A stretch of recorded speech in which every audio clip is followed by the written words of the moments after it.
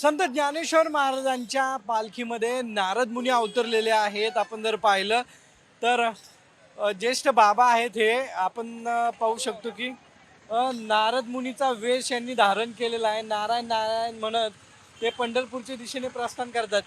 बाबा, तुमचं नाव सांगा, कुठून आलात आणि काय वाटतं वारीत आल्यावर? माझं नाव उद्धव जनार्दन घेमाळ, राहणार कोरफळे, तालुका बार्शी. कधीपासून आला? माझ्या मनात वाटलं या वारीला नारदाचं रूप घेऊन दिंडीत जावं, आनंदानं सोहळा साजरा करावा, म्हणून मी नारदाचं रूप घेतला. काय काय काय वाटतं तुम्हाला वारीत आल्यावर? काय वाटतं, मजा वाटते ना उड्या मारायला. हा, किती वर्ष झाले तुम्ही वारीत येत आहे? 5 वर्ष झाली.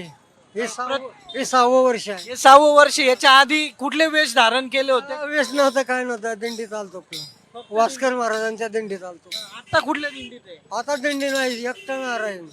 एकटा नारायण. नारायण. काय पांडुरंग दिसला का? पांडुरंग काय 5 वर्षात येताय तुम्ही दिंडीत, पांडुरंग दिसतो का तुम्हाला? अनुभव. पांडुरंग कुठे दिसत असते का?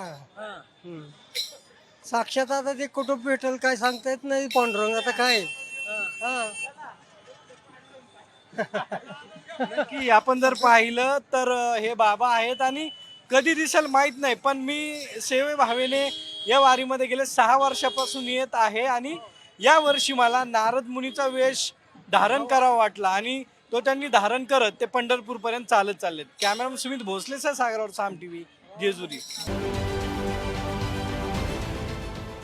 देश विदेशातील प्रत्येक घडामोडींचे लाईव्ह अपडेट मिळवण्यासाठी आता साम टीव्हीच्या सर्व सोशल मीडिया प्लॅटफॉर्मला लाईक, फॉलो आणि सबस्क्राईब करा. तसंच सर्व नोटिफिकेशनसाठी बेल आयकॉन प्रेस करायला विसरू नका.